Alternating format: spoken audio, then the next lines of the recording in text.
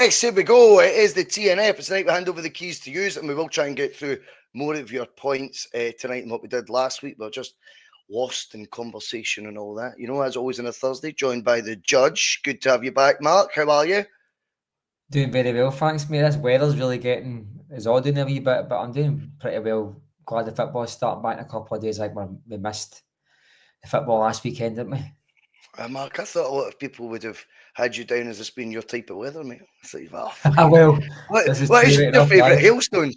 Hailstones. Hailstones. Anything that makes I'm you way outside, miserable. Bhoycie. Way outside, Bhoycie. The hailstones have started. Brilliant.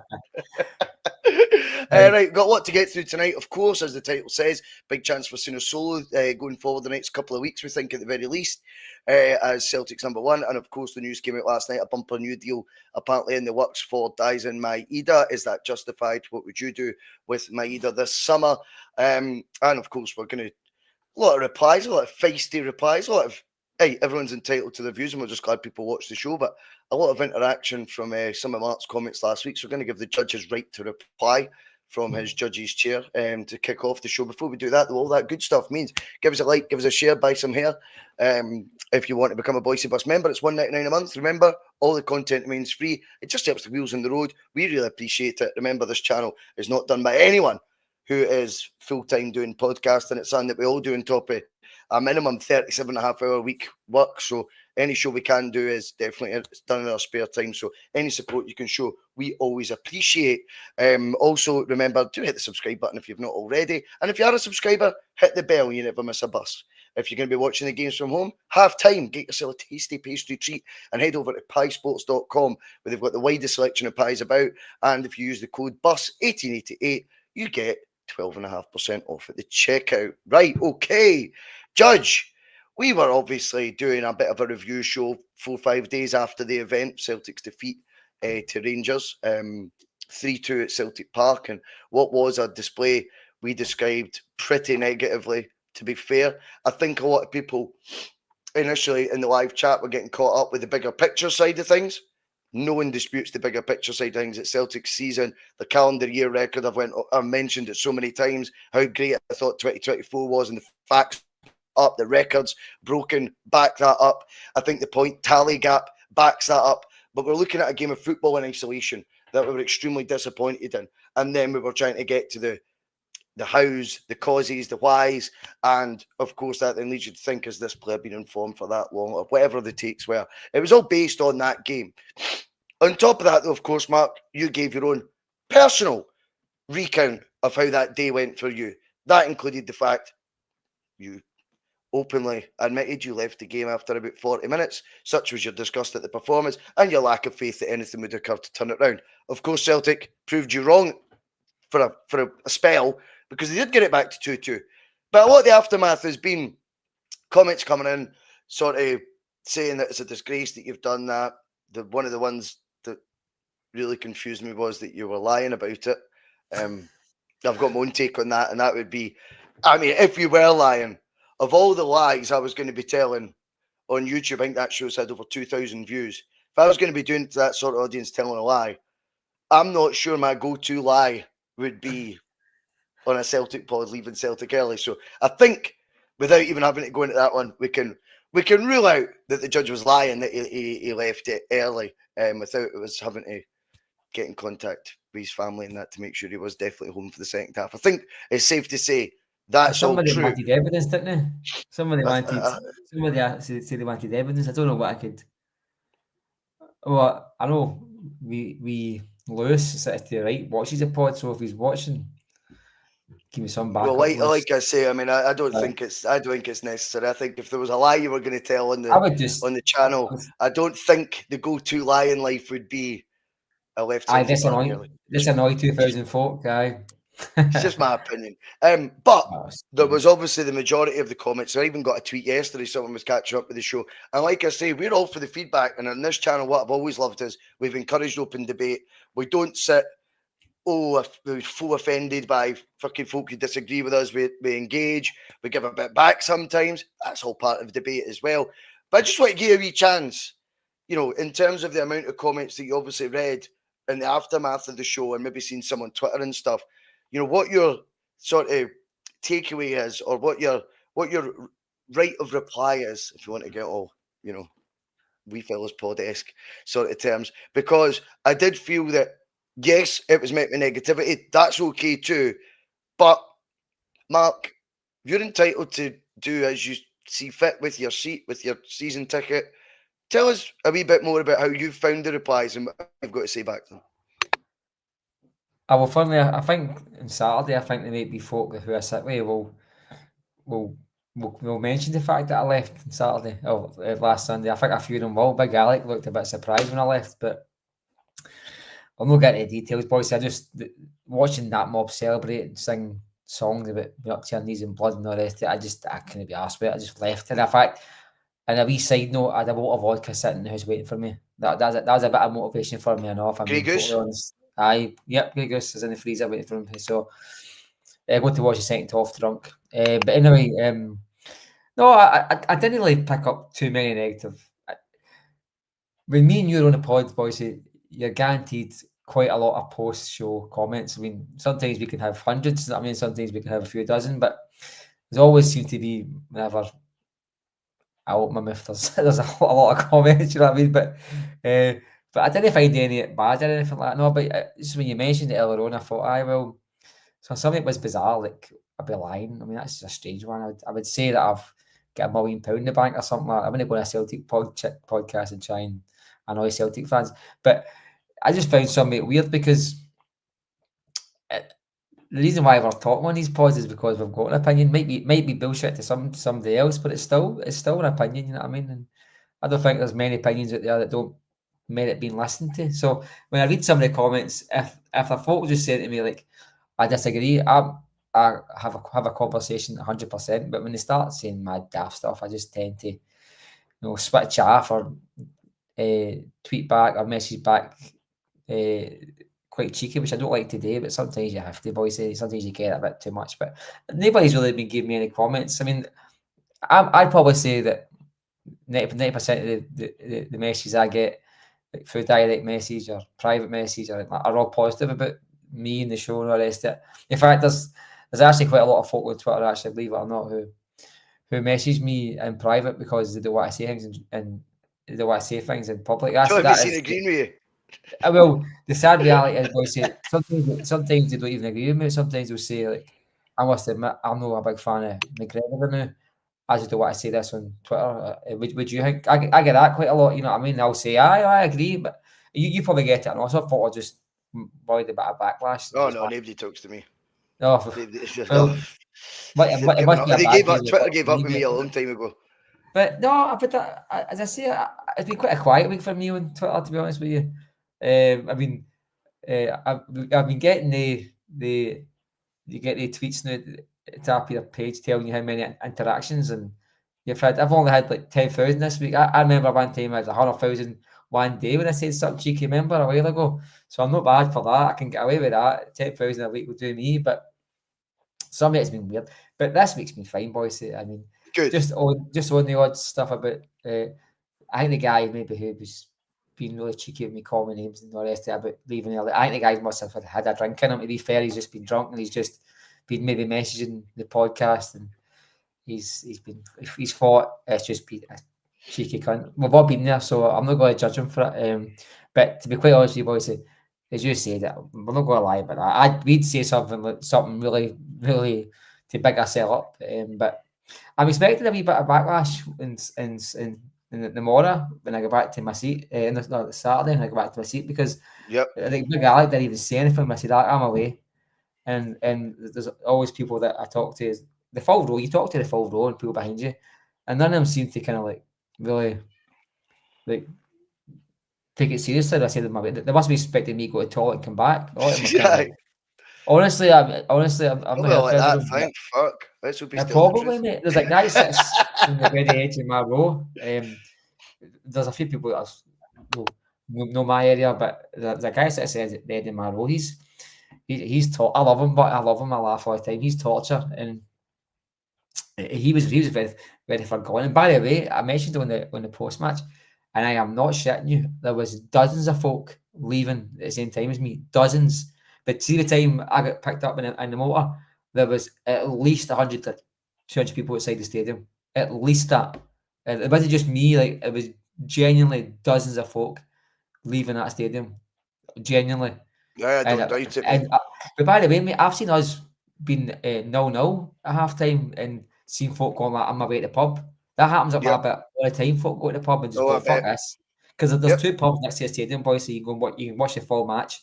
And if I had like 4 or 5 pints before the game, I'm at that stage when my mouth starts clapping and I want another one. Do you know what I mean? Yeah. So that's motivation for some folk, I know. But anyway, just we'll go on with the show. Good. We move on anyway. We move on and never change, Mark, given your honest takes. I mean, don't be as honest as the real truth, though, because Celtic, I think you are onto something. Mark actually left early because he was away to clean his kitchen. Don't fall for the vodka stories, mate. It's all bullshit. He was actually just told. He was thinking about a bit he'd missed in the morning, and he was like, "I can't concentrate in the game, man." I had a bit of toast this morning. I've not emptied the toaster. You know what I mean? Right. Anyway, we move on. Obviously, he's been an absolute revelation since he joined.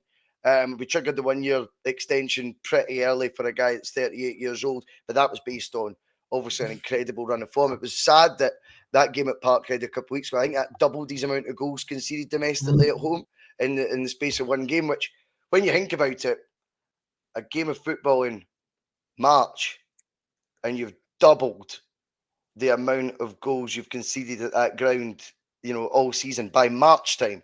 That would usually mean you'd conceded, you got beat 10-1 or something. Do you know what I mean? So that tells you how good Kasper Schmeichel's been. But with all great misses comes great opportunity. And there is an element to me that feels a bit like, if ever there was a time this could happen, let it be now.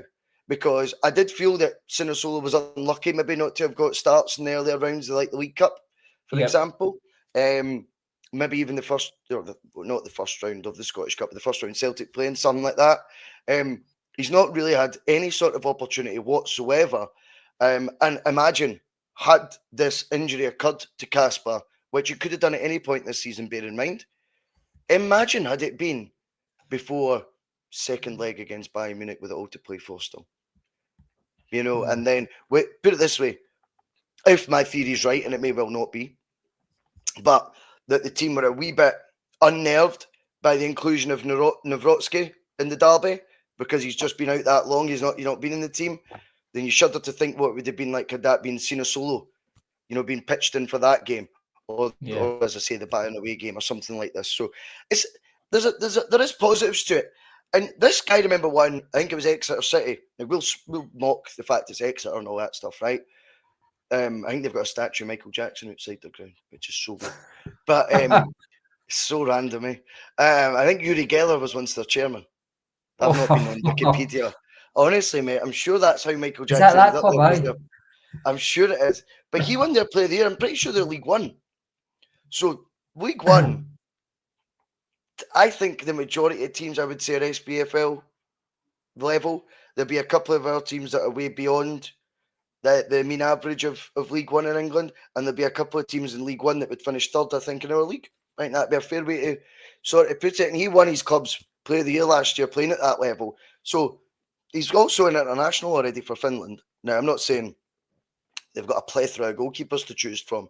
However, I still think there's a wee bit more pedigree to this guy. Just because we've never heard of him doesn't mean, that sort of doesn't give him any clout or anything like that. So I'm intrigued by the inclusion of him. And I think, okay, the manner it's came about is default, but it just means sometimes you're forced into a situation where let's see how he does. And the games now do still carry a level of pressure, Matt. Whether we think the league's sewn up or not, it's officially not sewn up.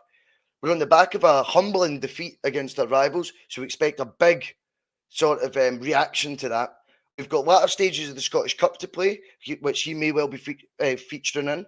So there's going to be pressure in these games. And of course, from a personal point of view, there's a position there that whether we think it's unrealistic or not at this moment in time, such as Schmeichel's form being, if he's got anything about him, he'll be saying, well, I'm going to lay down a marker for wanting that jersey. And I'm going to put him onto the bench for the final year of his career. That's what you think. So these things all come with pressure on him coming in, albeit from a Celtic point of view, we probably can afford to be a bit more relaxed about it, obviously with the league games in particular, such as the cushion we've got. So it's almost a perfect mixing pot there for the Sinisalo story, albeit it's a crying shame, the Schmeichel injury. I agree. I mean, the last part there about Schmeichel, you know, I think if there's anybody that deserves to be at Hampden with a trophy in his hand or a SPFL title, it is Kasper Schmeichel. He's been one of the best players this season, let's be honest. And I did read reports this morning that it might be a matter of weeks and no months. I did read something like that for the Danish camps. Hopefully that's true. We're getting mixed reports, but I don't know where these reports come from until they've just done the scan and they announce it, because I don't know how anyone could have any insight prior to this. I think it was the Danish camp yesterday, and then and to be honest with you, like, I think we'll find out more tomorrow at Brendan Rodgers' presser. You know what I mean? And good to see Bernardo back, by the way. FYI, yep. There's a few people mentioned that. We'll get to that one. Yep. But I Sinisalo. I mean, I think I've been open about this before, boys. The Navroki incident just shows you what happens when you don't give guys game time when you've got a chance to. You mentioned like cup games, and Sinisalo could have stepped in. I think he played one game this season, so we're going to get a chance to see him eventually. Maybe long overdue, you know what I mean? If we're led to believe he's supposed to be the next rung in the ladder, you know what I mean? The next guy in that conveyor belt. So let's see what he can do, you know what I mean? Is the pressure off? No, it's Celtic we're talking here. But the pressure's no, it's no time castle with 4 games to go and a must-win match. It's a home against Hearts. It's, you know, it's as much pressure off as it can be at Celtic, you know what I mean, in terms of the league situation. But it's a perfect blend of pressure, isn't it? Aye, because you've got the pressure where, because you've got the pressure where you've got to show that you're of the standard to be here. There's points up for grabs. Celtic are on the back of an embarrassing performance and result. So that creates pressure. And if it's 0-0 after half an hour, you will hear the anxiety in that stadium, believe you me. Well, I won't, I'll be him. But no, so you can imagine. That's just your living room, mate. That's it. But truth be told, for the guy, you know, I mean, he'll not be wanting nasty things to happen to Schmeichel, but he's been waiting for this chance. You know what I mean? Let's be realistic.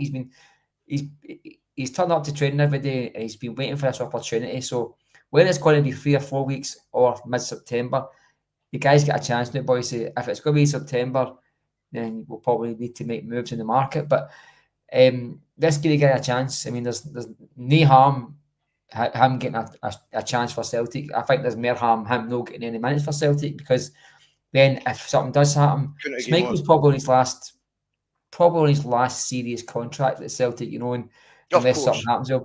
So you got to imagine that with his age, injuries take a bit longer to come back for boys. And we saw that with guys like Scott Brown. The closer they got to their sell-by date, when they're coming back, they lose a lot more of himself than what they did before. Like a boxer just taking the last punches of their career, you know what I mean, boys? Say that when they're getting back up, it's slower, it's more lethargic, and they're not getting that much to give back. So we might see a bit of that in Schmeichel. But that aside, I think Sinisalo, is it sink or fin? What is that we'll say? Was sink or fin for him? But for me, at least he's not finished. The defence part is more worrying for me. Saturday's defensive issues are probably more a puzzle and a concern for me than the goalkeeper. But if he's in with a solid back line, boys, I'm really convinced Celtic will have the tools to guide him through the match. And it will be Sinisalo that they opt for. It won't be Scott Bain, right? It will be Sinisalo. But Bain's won trebles at Celtic. Let's not discount the guy altogether. But his previous showings of late, he's made an asset, let's be honest. Yeah, but he always remembers that wee bit of history as well, wasn't there? Because he became number 1. It was Brendan's choice, if I remember right, in his first spell. He actually started picking him ahead of Craig Gordon. Actually, he took Gordon to the team. I did. He came in for one match at Ibrox when Craig Gordon got injured. And then he kept him. And I mean, if you look back at Rodgers' first season, the first spell, you look at the trophy lifts, like if you see like footage, you'll you see Scott Bain had a lot of trophies, you know what I mean? And he was involved in some trebles at Celtic. I think Craig Gordon was more or less the invincible season. But after that, you've seen Scott Bain. I think Scott Bain was the first choice at Celtic right up till we signed Barkas. So he had a good 3 seasons at Celtic when he was getting minutes. Yeah, and I wonder if he's someone that obviously Rodgers does trust. I mean, I think it should better be Sinisalo, to be honest with you, because that would be just back to signings for the summer before if it's not him. You know, that would be literally Rodgers going. Yeah, that's admitting that. That'd be like admitting he's not good enough, boys. That'd be like, but again, it would also look like I have nothing to do with this. Like that's how it would look as well. So yeah, but just throwing that out there, I doubt it. I think it will be Sinisalo. But positives out of the Schmeichel injury as we've just discussed. Now another obviously who's been absolutely crucial this season, more so even than maybe Kasper has himself. That's a good debate as well. And that has been Daizen Maeda. Now he has reportedly been offered another new deal, and I think he only signed a new deal with us 18 months ago. But such as his turnaround in form and the Brendan effect, I do think it's the right thing right now to visit that. I think it's too easy to think, well, he's tied down 4 or 5 years. You've got to reward players as well. And you've got to get in the real world that Maeda's second contract at Celtic would have been, yes, a step up in wages from what would have got him over from Japan. Let's speculate he's earning 15 to 20 grand right now a week. Now, he can get that. We're talking about League One there. You can get that League One right now in England, no problem, at certain clubs. Birmingham City, for example, Tomoki Iwata will be on that right now. Now, Maeda's form warrants more. Henrik got a deal around 44,000 a year back in 2000, a 4-year contract that he said would be his last at Celtic, and of course, being Henrik, he stuck to his word. Not always sticking to his word was the best idea for Henrik. He was quite stubborn that way. I think when he looks back at leaving Man United to go back to Helsingborg, I think he's admitted being a manager wasn't always the best thing. But with Celtic, it certainly worked in our favour, that 4-year deal, because it meant we got him till he was 32, approaching his 33rd birthday. And at 43 grand a week, I think to put that into terms in the modern day, Mark, you'd be looking at that as something along the lines of about 70, 80 right now. And in football terms, I think what people forget, such as inflation being, 40 grand a week then was probably similar to some of United's top earners in 2000. Definitely. You know, I think, you know, that, so that would then, if it was football terms, be like on 200 grand a week, sort of thing Henrik was on then. No one's saying Maeda should get that. However, has he got a right to become someone that we might be looking at offering the best wage in the playing staff? I think he's bordering on it now. This would be a contract for his peak years. This would be a contract that would secure as well against it maximum valuation, whether to be vultures circling in the summer or beyond. So you get it done now. Contracts, remember, when it comes to actually selling a player, aren't worth fuck all. In terms of like, oh, he signed a contract 3 months ago, he can't go. It doesn't work like that. What they do though is they then give you an inflation or allow you to get the true maximum value for the player if he's tied down in a long-term deal. Now, for me, I think we're looking. It's funny because Kyogo, the comparisons with Henrik, and there is a reason I brought up Henrik as well, because I think if you actually look at the growth of Maeda, if there was to be a comparison, and it's not an ability, by the way, because no one will come close to Henrik, right? I shouldn't even need to say that, right? But what you want is Celtic is guys to have that cult hero status, more than cult hero, legendary status.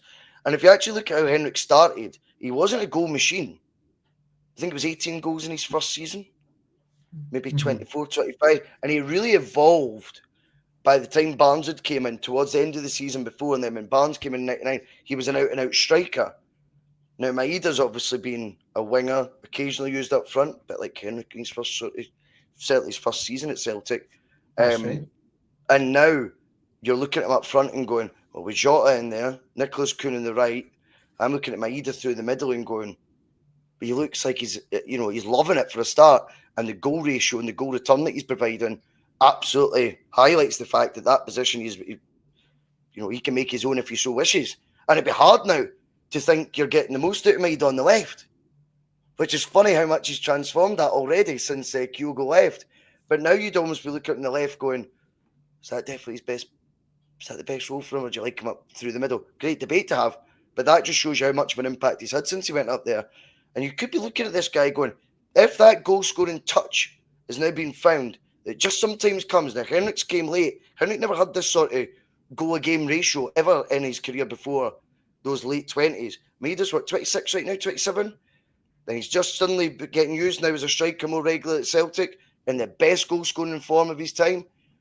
I think you put your chips in and you bank on Daizen Maeda to be your main man, or if not, your record sale yet again for Celtic by offering him terms befitting of someone that you would make, arguably the first name in your team sheet that's feared in Europe by the way he is. Whether you like it, whether folk think that's dramatic or not, the Bayern Munich defenders did not want to face him in that second leg.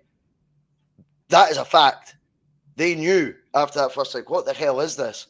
And I think that's worthy of Celtic getting in the real world, not trying to offer Celtic terms, but offering some sort of close proximity to real football terms now. If that means 60 grand ish a week, I think that would be more than fair for me, and I wouldn't actually have any qualms about it. What's your thoughts on that? I went on a wee bit. That's quite all right. No, I agree. You've got to put him in the top bracket of the earners at the club. I mean, for his actual contribution to this season, he's probably been the top contributor. So sometimes it's got to reflect what you're putting in, what you get out, Bhoycie. And I think if clubs hadn't watched Maeda and took note of him, then there's something wrong with the clubs. I think he's probably in the drawer a lot of managers this season in the summertime, I think. And when you give guys a new contract, you're right, it means nothing really, but I think it does put clubs off. I think they go sign a new contract and they go, okay, they put him to the next drawer, Bhoycie, you know what I mean? So hopefully that gives us, because I must admit, the thought of losing Maeda this summer was really beginning to worry me, mate. You know what I mean? It really was, and I think we're going to have a wee bit of a mini rebuild. This is probably 18 months too late, but I think the cycle for Angie's team has came to an end, and I think we're going to have to refresh and go again. And I think we could have done some of it before, but we're going to have to do a lot of it in the summertime. I think there's a lot of work to be done. You know what I mean? Players gone and leaving, gone and coming. But anyway, Maeda, he's so important to what we do that I don't mean this dramatically, but even if you got all the money in the bank, you can't guarantee you're going to replace what Maeda gives you. I don't think there's many Maedas in football. I really don't. I mean, it's a better players, aye. Let's be honest here, right? But is there guys who can know their position better than him? Is there guys who will run all day like him, will press like him, that will get in a position to miss open goals as much as he does? No, because they're very rare to come by. We said before, if we start to fine-tune Maeda's football ability, then he's far too good for Scottish football and Celtic, let's be honest, boys. Rodgers is now beginning to get a player out of him as well.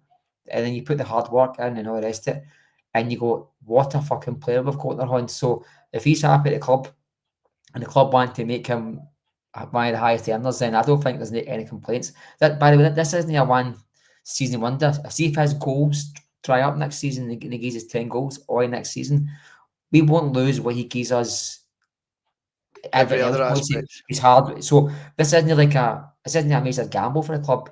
I think the non-negotiables that he's got in his brain about how he plays football won't go away. Yeah. You might lose your touch goal scoring thing. I think once you grab that, Mark, I don't think you do lose it. That's what I'm saying. But I think once he's got that, I don't think it's a big gamble either, Bhoycie. I don't think it's a big gamble there. Like, even if for talk's sake we buy a striker who's going to be like Lee Griffiths, playing the shoulder, very sharp, then Maeda might need to play a wee bit more wider. Then if you take Maeda's positional freedom that he's got this season away, and he didn't score 20 goals next season, you're still going to get the same man, the same player, the same same fighter for the ball. Although I do think when you've got Kieran Tierney overlapping all next season, Maeda will start to come in the middle of the park a wee bit. I think that's inevitable. You've got to see a bit of Scotty Sinclair season out of him. Do you know what I mean? Where he's going to come in quite a lot, because you can't have two players overlapping each other, Bhoycie. You know what I mean? Let's be honest, you can't do that. And Kieran Tierney is the biggest overlapper I've seen at the club. You know what I mean? He's running down that park, is constantly doing that. You know what I mean? Unless Steve Clark's manager, he sits on the bench. Well, I must admit, I mean, all this Scotland stuff, man, it does my tits in, and I think Schmeichel getting injured just sums up why I hate international football. But Steve Clark, I mean, God, I mean, any Scotland fan, well, I feel sorry for anybody that watches Scotland in general, but any Scotland fan must be wanting to do that guy by now.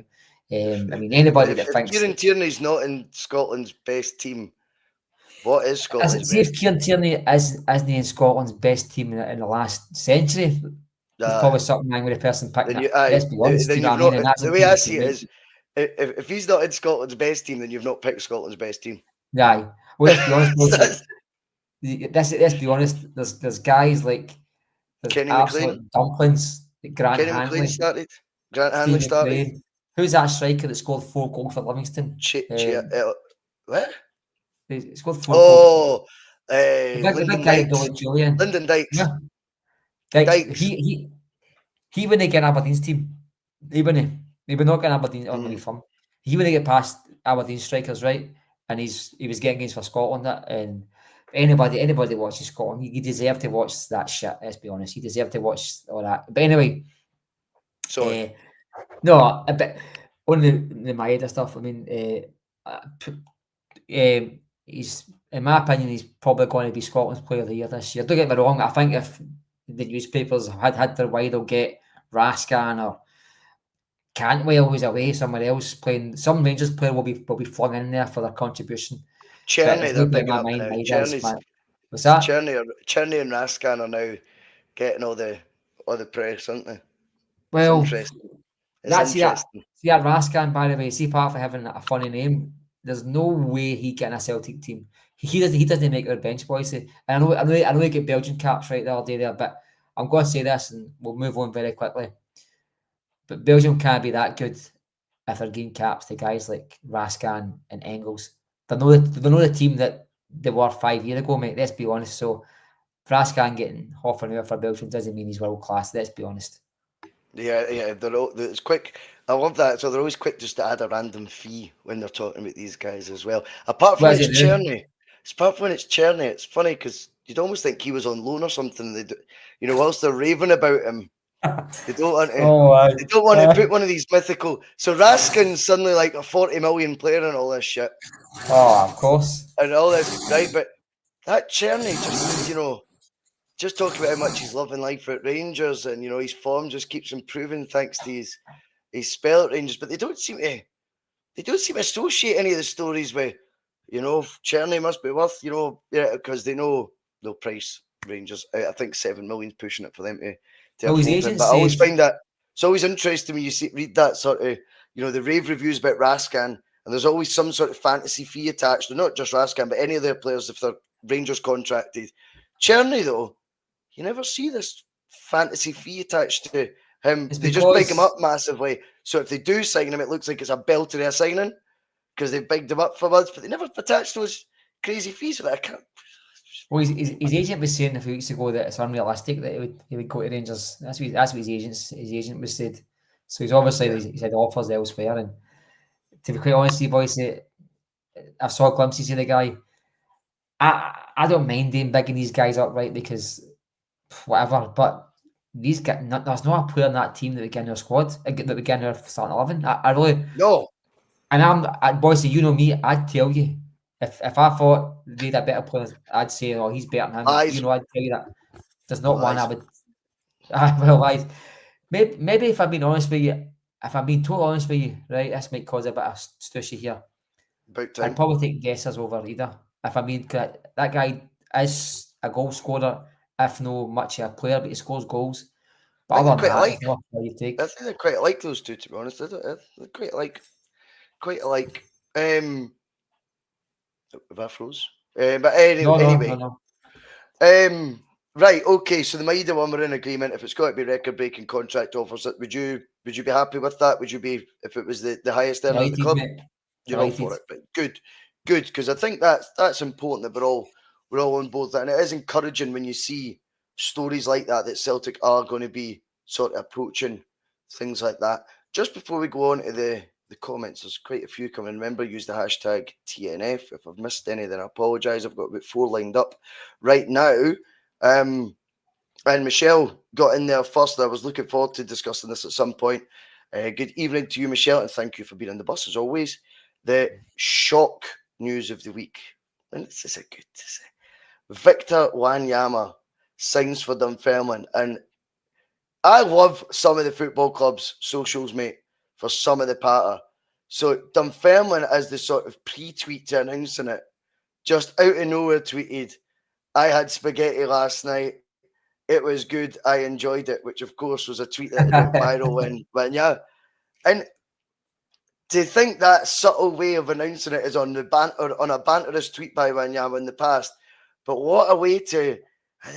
I thought, do you know what? That's such a Lenny signing. He gets a 35, 36-year-old old school pal in. 33, Bhoycie. Job. That's what I'm about to get to. Then I opened the article. 33. I'm like, mate, I think that, and you know, people were asking, I think, on one of the posters here on Facebook, is it the biggest signing in the lower leagues in Scotland, you know, out with the Premier League's ever seen? And I think when you look at his age, you know, it's like, fucking hell. That is a joke. I think one to rival it, and it's because I've seen him live in the 5-6 games he played for Falkirk, was, I don't know if you know this, Chris Waddle. Played for Falkirk when he was 36. I remember going to the game with my dad, and he was like, adamant, you need to watch this guy. Like, watching, but obviously for my dad's generation, that's the equivalent of us, like, you know, taking your kid or your nephew or whatever it may be to, you know, a Division 1 game in Scotland, and I don't know, Raheem Sterling's playing at 36, you know what I mean? You're going, in fact, better than him, way better than him he was. It's crazy to think that. So I'm just trying to weigh it up though and going, because of Wanyama's age, it's potentially even bigger than that. This is not a fucking Mickey Mouse, like, I think he'd signed like Hooper at 36 for one of his Romanian team. Oh, sorry, his Cypriot team, I think. And he was like 35, 36 and probably pretty well done. But this one, you're going, you've got a live one there. A particular position when Wanyama plays.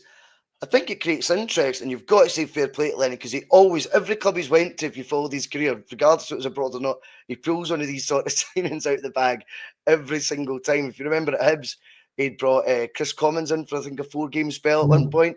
I think he scored 3 goals in 4 games, unsurprisingly, whilst being about 25 stone, which was impressive. But big Wanyama at Dunfermline, mate, to me, Dunfermline's my second team. I mean, I lived through Fife, obviously, for a few years, as you know. I love Dunfermline.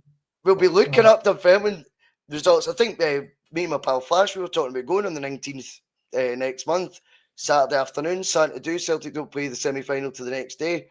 I was like, Lenny, Wanyama vibes, bums on seats. And just your thoughts on Lenny getting the job as well, because it's all box office stuff, isn't it?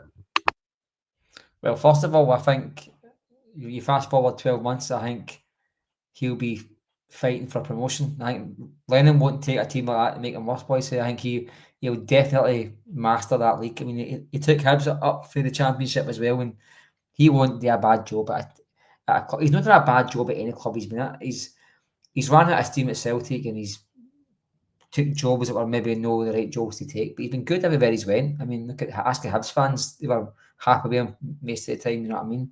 I think he was 4th or 5th when he left Hibs. Well, he got the record ever points in the top flight. And won the championship at the first time asking. He got Celtic was supposed to win the league. Equal record against Rodgers. Equal record against Rodgers with Hibs, and beat Rangers, I think, more times than he lost to them. That's it. And he'll not do a bad job for Dunfermline. I love Dunfermline too. By the way, I've always had a soft spot for them. Always have. Funny you should say that. And there's a big Dunfermline badge in the Jockstein stand. Don't forget. Met David Jockstein, and there's a Leeds one there too, right enough. A bit strange. But anyway, I think it'll be great. I mean, when I first read the Wanyama stuff before I saw his age, I seen that he hadn't played since July, and I went, "Oh fuck, here we go, token gesture here," and blah blah blah. But the club he was at just there in MLS, he played 170 games for them, so he wasn't sitting on the bench for them. And if he's fit enough to play football at any stage this season, he'll make a difference to that team. Believe you me, well, and I mean, and I think Lennon will as well. You know what I mean? So Especially if he gets the backroom staff it needs. And by the way, as a club itself, that club is in that division. That's a giant. That's a team that deserves to be in the top league without a shadow of doubt. They can. I mean, wasn't that I'm long glad ago? you said it, mate. As I say, I lived in just outside Dunfermline for like 3 years. Right, for sort of like lockdown sort of spell until I moved back to Stirling a couple of years ago. In fact, almost 2 years, just over 2 years. Crankme Stadium as well, wasn't it? Crankme It holds Stadium. about 12,000. I've played in it twice, believe it or not. Remember, it was AstroTurf. Aye. So you could book it out. So I played 2 11-a-side games on it for, believe it or not, this is showing my age, for Summerfield. With the shop. Aye. Oh, mate, I think I was youngest on the pitch, hairband on. Listen, I bet you had your own theme music and everything as you walked out. I guarantee mate, you did. honestly. Middle of May, I had the big gloves you on, Jake and at your that shoulders. hairband on, white boots, didn't kick me. Is there not a supermarket attached to it? Basically, is it a Tesco or a Sainsbury's right on the main stand? Was it? Is it not? I'm sure there's a big shop attached to it. Or maybe it's the other side. Anyway, But in terms of them being a sleeping giant, you're right. And this is what excites me about Big Lenny, because see, when I was over in Fife, I lived in a place called Dulloch for a year, right? Now, you've probably never heard of it. It's part of the largest, or it was when it got built, it was the largest housing estate in Europe, right? right. So you think of their potential customer base, fan base, right? It might be a lot of people that aren't from Fife, so they're not necessarily Dunfermline fans. You get their kids involved early, and you've got the potential with so much catchment that could go nuts. And I think the owners of Wanyama said it today. They're pretty Well, fucking they've had ambitious. issues, haven't they? I think so. The owners, I've just been watching stuff on YouTube now about them, not the day, but previous years. I think they were bought over by a small bank. I think maybe American, but there was some sort of fighting with the fans. But I think he took them on to the hospitality suite and kind of eased all their concerns, and they've been gone no bad since. And I don't think they're scared to sack managers or the rest of it. You ask Peter Grant, and there's a few others that get sacked pretty sharpish after that mob. So they have got ambitions, and they're full time as well. If he keeps them up, and let's say there's 7 games to go, right? And he keeps up winning, say 4 or 5 of them, but it's done with a wee bit of style and a bit of hope, and they go, right, let's stay for another year and see what you can do. He'll finish playoffs minimum. That's what I said. That's what he does. Hey, and he'll get a lot of Celtic players. I mean, I know they've always got Celtic players on loan. When they seem to be one of their clubs, but the players in your squad who Lennon can say, look, it's Lenny. Who have you got? And we will see players get in there. I mean, one phone call, he'll get their third choice. You know what I mean? Wanyama turned down QPR, it turns out. Championship side QPR. Did he? To go to Dunfermline. Because he feels like, that's Lenny on the phone going, you fucking owe me one, big boy. How much money you made in your career? You're like, I'm coming, Neil. Just bring the spaghetti. I'll be there. You'll probably find it You're probably more. Like, we've got a lot of players in your squad that are probably too good for the B team, but they're not ready for the first team yet. And these guys have got to find a place in football. And I've always said that you need to learn proper football first. You don't get it in the reserves, and you don't get it in the B team. You need to be in amongst fans booing you when you're playing bad. You know what I mean? In the pishy weather, and when you can't be asked. That's that's how you create football players. And he will make that team better without a doubt. And if he stays next season, I think it'll be a busy guarantee summer. this conversation, if we have one in 12 months' time, he'll be knocking it in the door, as you said, for promotion. He'll not bring that team down. No doubt about it. He'll keep them safe. No doubt. Yeah. But so good luck to them both, though, definitely. And I just thought, what an amazing Scottish football strikes again with stories like that. It was absolute class. So thanks for bringing that one up, Michelle. It was definitely on my mind to bring it up. So I just thought it's good convo as well. Brilliant. Anyway, you touched on it, Mark. So I'll go straight to you. Michael Garrity comes in, and great to have you on the bus, mate. And thanks for your comment. Thoughts with an F. Thoughts on Paulo Bernardo being back and available? Is it a big impact on the first team? Does he get in at the team? Is it maybe just we are needing a change in there? We're needing a fresh face. Quickly, my take would be, I think he would say if Luke McCowan's been given his biggest chance yet, it wasn't taken. And I think Luke McCowan's had a hell of a lot of deserved praise since he's joined Celtic. I think we can all accept that he was nowhere near it of a game of that magnitude, and maybe, no offence, but showed why he's not been picked for any of the other big games so far this season and in the starting lineup. I think he's made brilliant impacts when he's came on as a sub. But I think if ever there was a chance for the doors to be open, big Paulo Bernardo back fitness, I don't think he'll start the weekend, but I certainly think he'll get minutes, and he'll be doing it with a view to start. Particularly seeing the opportunities that were given in the last derby, thinking big games, there's a door ajar for me to sneak in there, and you'll be making one big final push for the rest of the campaign.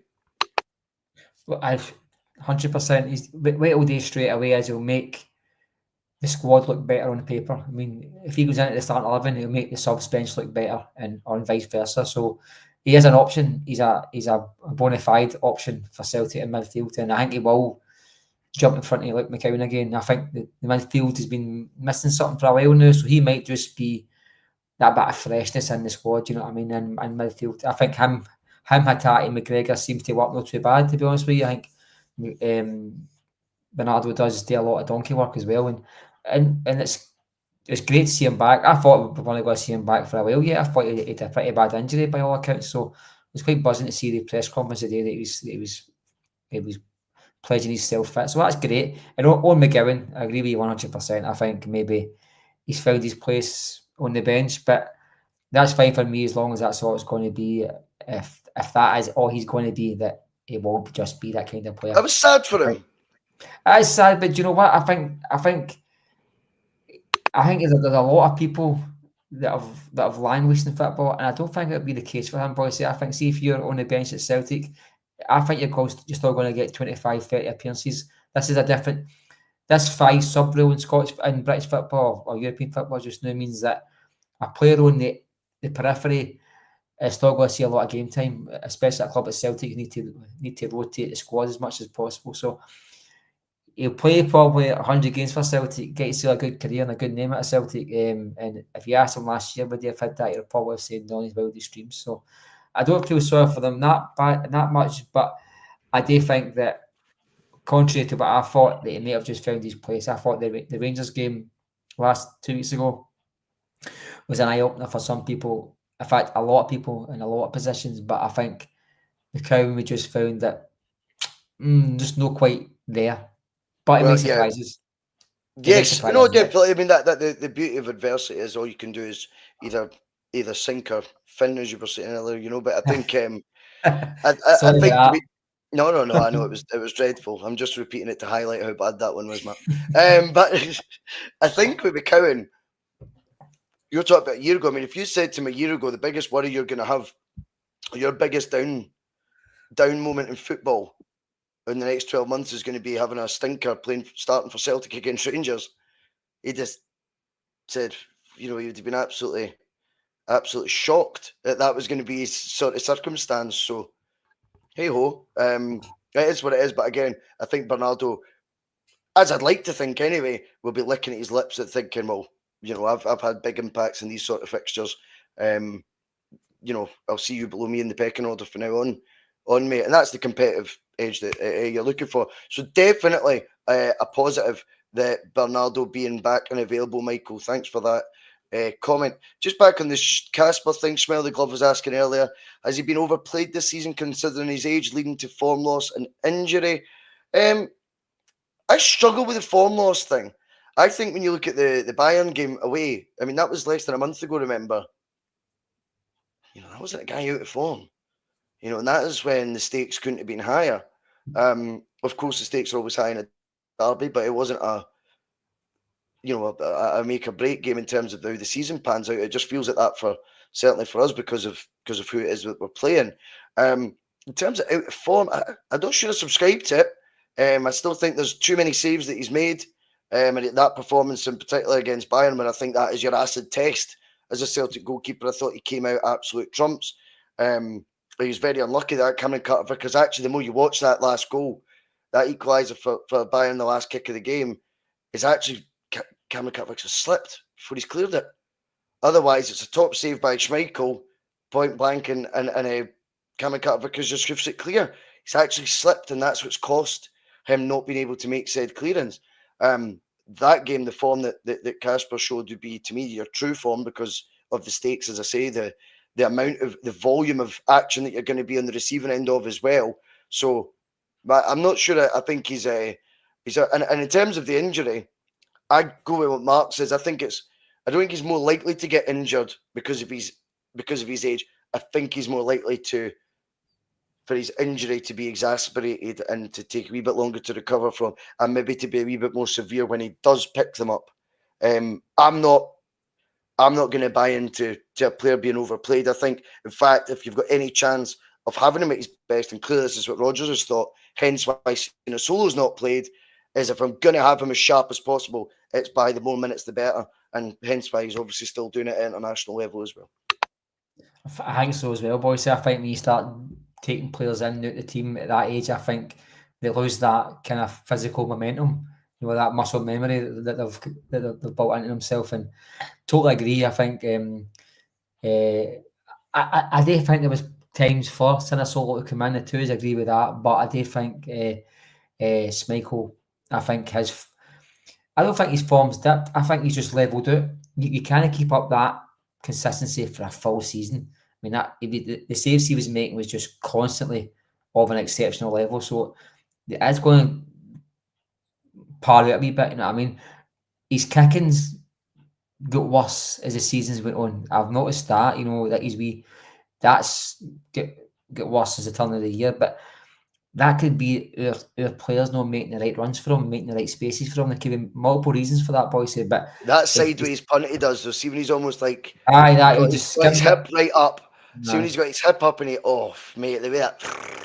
I know it's like not that you can hear it on the telly, but I've decided it makes that noise. You know what I mean? That's just like a definitely. But and it's funny enough because I think that's where a lot of things went wrong at Celtic Park against Rangers. Was the most common pass for the last 4 seasons has been Hart to Starfelt and Taylor, or Schmeichel to Scales to Taylor, right? That was totally taken right out of the equation last week. We all know Carter Vickers is pretty poor on the ball. He's not very good in the ball. So we were finding the ball was going to Carter Vickers. Then Johnson, who's not very good in the ball either, because there was no left-sided option because Navarrete was just playing the ball safe, and Schlupp was just caught in a whirlwind. He couldn't get his cell. So you kind of feel sorry for a lot of players in defence that day, you know what I mean? But we were missing. Schmeichel was probably panicking because he didn't have that out ball. That was his most natural out ball, you know what I mean? I mean, normally, Bhoycie puts the ball down and it goes straight to. He didn't have a 6-yard ball. He didn't have a long ball. He didn't have any ball. He wasn't trusting any of them if I could control it. Let's be real. And I know, and then you're missing Cal McGregor dropping in deep to relieve the pressure for the centre backs. And to be quite honest with you, that's probably missed. I know it's going to upset Liam, but we missed Taylor that match because that wouldn't have happened with Taylor. I don't think as much. You know what I mean? We've had that ball to the left straight away with Taylor. And then he's going to invert. He's going to cause a lot of problems in midfield. He's going to let Hatate move forward. Engels can drop in a wee bit. All this chaos happens in midfield. That was just taking the equation together by playing Sloop and Navarrete. I think the team selection caused a lot of problem now. I mean, but that aside, I still think that the season maybe 13 points clear just now, but there's been almost every game has felt like a must-win game for Celtic this season. It really has. I mean, it feels like that all the time just now. So, other than cup games, has there been many chances just to drop Schmeichel? I'm not entirely sure, but I do feel like we could have given Schmeichel more time off during matches and in cup games, especially because we had European games and we were playing 3 games in 7 days most weeks. So, but maybe. I think there's a strategy to it. I think it's been the more minutes you play him, the sharper he stays, and that might be the age-related Schmeichel factor.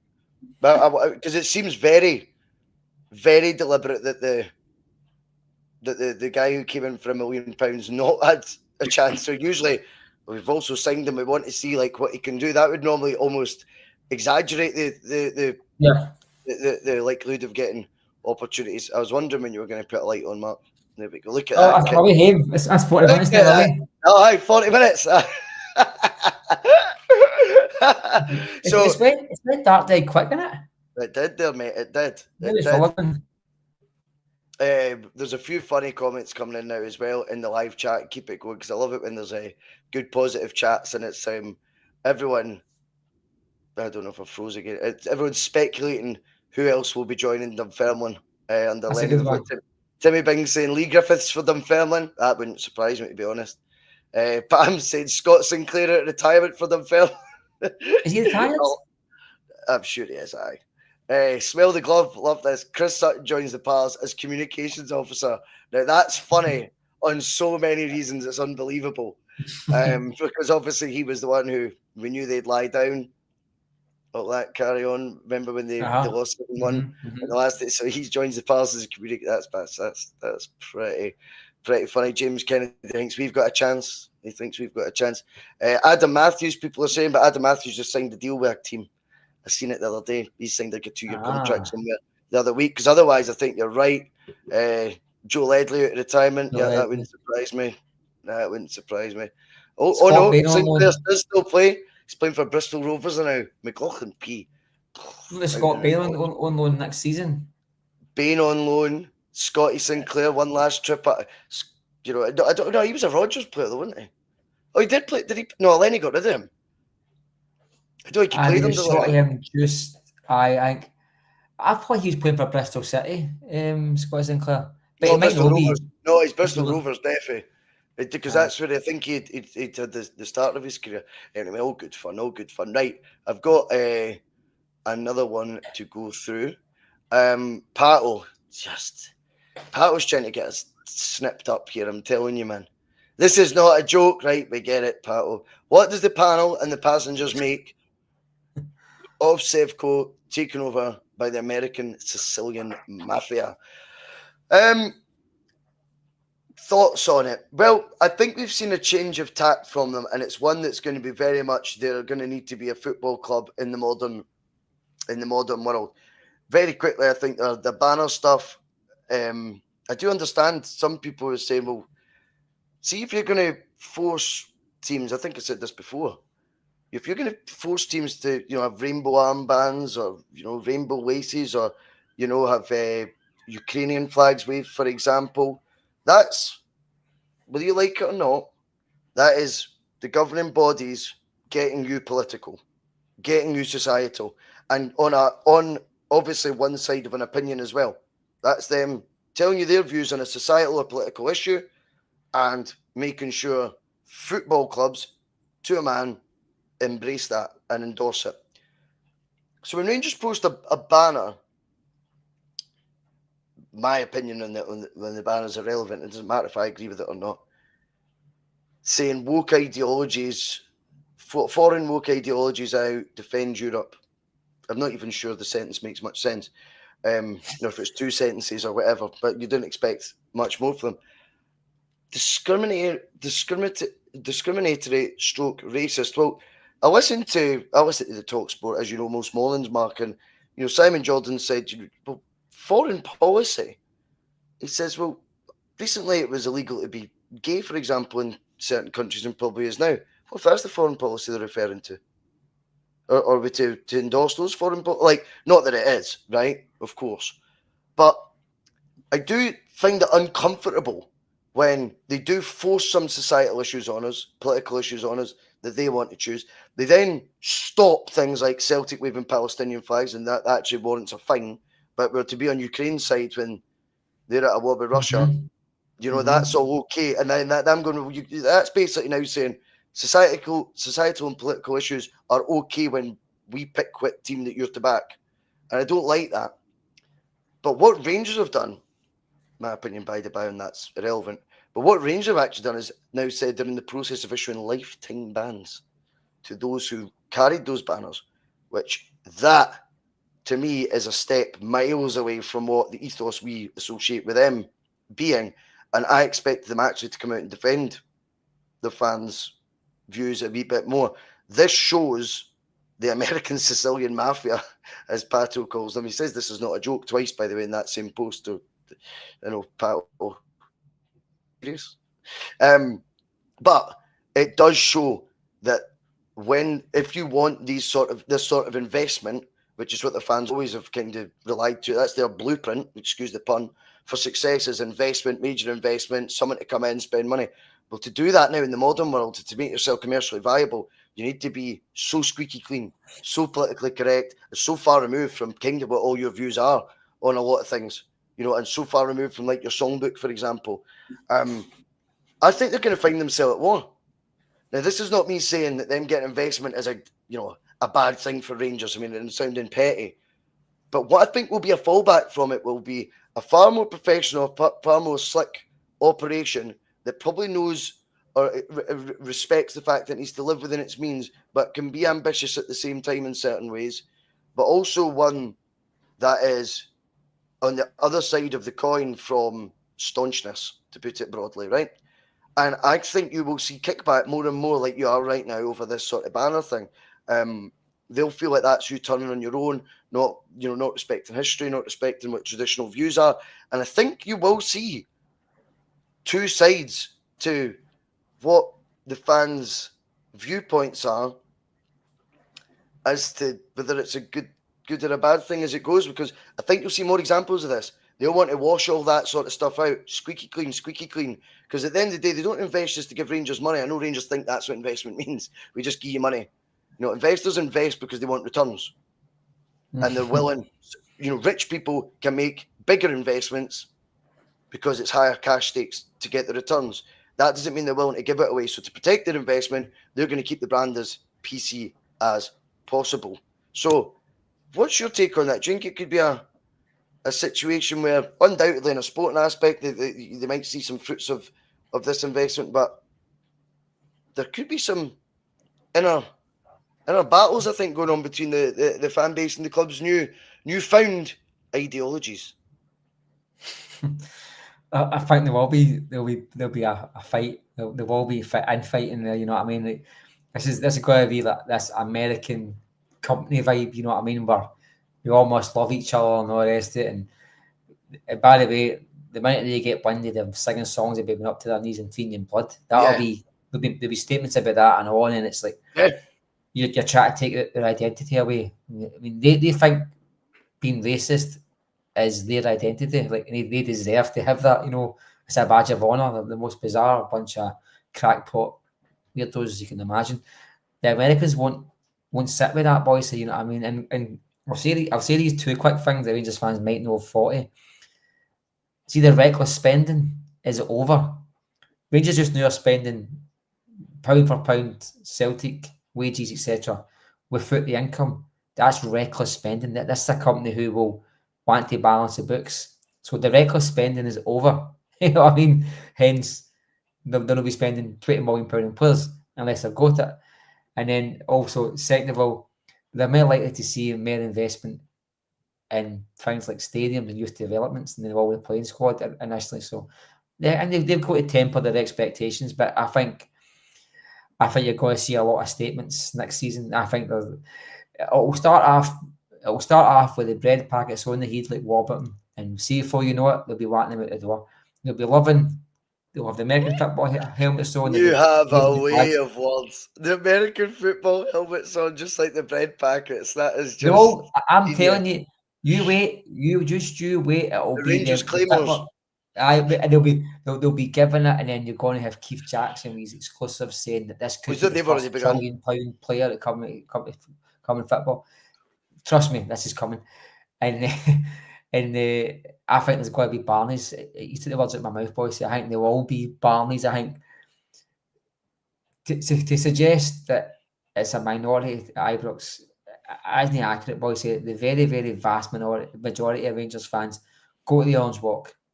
They hate the gays, right? They're probably some way racist. They're very British for British people only. very much EDL supporters. They've got a very, very staunch opinion on a lot of things, you know what I mean? They're indoctored into that. Speaking generally, of course. And generally, boys, I think there's like the Rangers fans that I know are really nice people, but will they go to the Orange Walk? Aye. Will they sit and say, "Oh, keep English only"? Of course they will. Whereas we tend to be, because we're Celtic fans, we're like, "Well, we're open to all this shit." So that doesn't wash. But see, this American mob, boys, say they will want, as you mentioned there, the full world's now supposed to get into this bubble now where we're all supposed to love each other, and let's wear rainbow laces and let's pretend that a woman's a man because she's get a pair of Nikon. You know what I mean? They will have all that at Ibrox, guarantee you. That'll be a case, and you'll probably have a unisex toilet and everything. Boys say they're going to go full staunch American on this mob, and they're going to they're going to be a backlash. And something, there's probably no support in British football that hate that sort of stuff more than Rangers, because they will fucking hate it. They will hate it, and I'm going to sit back with my American popcorn and watch something take place. But the biggest thing for me is they've got to get this in their head. They've got to get this in their head. See the reckless spending that's been happening since they started the game in 2012. That the 12 grand a week players in Division 3. See the reckless spending. That's over. These companies don't just write off £100 million and say, "Go and lose that." Where are you going with that? There's a racist club in Glasgow that wanted, we've got to spend it there. Just forget about your money. Just like we've got a mob called Linso Train, who is our second biggest shareholder, and what holds Celtic back is these shareholders want a return on their investment. This mob want a return on their investment. Yeah. I'm not talking about a Keith Jackson that spent 30 million to get us to the quarterfinals of the Champions League return. I'm talking about they'll want to balance the books first, boys. That's the most important thing. If they need to put money in initially, they'll put money in, but it'll be with an expectation that everything they put in, they get back, and then hopefully the ideology is based on their model they'll have used elsewhere. They make profit at the same time. Well, they better hope it's no Leeds, because Leeds are in some mess. Leeds are in the worst financial position in their history. Leeds nearly went bust years ago. Leeds just now are sitting £200 million in debt, and that includes selling £150 million worth of players, because this mob owned almost 40% of Leeds the season before they got relegated. They took them down, and then kept players, dished out contracts, right? Reckless spending to a certain degree, but try to get back to the EPL for the EPL cash, because you can make it back. They say they'll make it back by 2017 if they get back up. But a £200 million in debt Leeds now, and they nearly went bust as a club, owing far less than that. If you remember, Bhoycie, you know what I mean. But see that, see Rangers, the boardroom, they've got 3 goals, right? This is the 3 goals to make the club sustainable, right? To have a playing structure that's going to be self-sufficient and make a profit and win trophies. Celtic have got all 3 of them already. So their wildest dreams is just to match what they're doing just now. And only Celtic could fuck it up, Bhoycie. So if they're getting excited that they're on the first mile in a long journey that is getting to a Celtic as a club, great. But there's still a long way off if Celtic keep up the pace, you know what I mean? Interesting times. Of course it does. It's it's fantasy land how they'll be viewing it, but I think they've always just been just hoping for the postcode lottery treatment, stumble upon Ibrox, fucking Davina McCall shows up, someone's knocking at the door, and they just come with hundreds of fucking cash, and that's all their days saved. I don't think they realise that that sort of investment kind of fucked you the first time. But anyway, what's the point? Just do it all over again for the glory years. It's a strange attitude, but we'll see how it all plays out. But in the meantime, as long as they mind their P's and Q's and remember it is a woke society we live in, and I hope they can abide by all those things, and I hope that suddenly there'll be maybe their new song instead of something the best will be the YMCA. You never know. Right, anyway, on that note, we are done. We are out of here. Brilliant wee Thursday night, Mark. Really enjoyed that with yourself, mate, and I will see you next week as always. Hopefully you can stay longer than the 40 minutes again next week. Really appreciate you sticking a bit in your chair. To all you who've commented, liked, shared and all that, fucking thanks very much. There's 130 of you live right now. Enjoy the rest of your Thursday. Bad news, I won't be able to do PMP yet again this weekend. It's literally my best pal's birthday on Saturday. We have plans. That's it. So there'll be no PMP Saturday, but we should be back with the Friday feeling tomorrow evening. And if there is a PMP, then brilliant, but it certainly won't, unfortunately, be myself. Anyway, enjoy the rest of what you're up to. Thanks again, Mark. That was brilliant tonight. Enjoyed it. Thank you. And remember, get your American football hats out the new.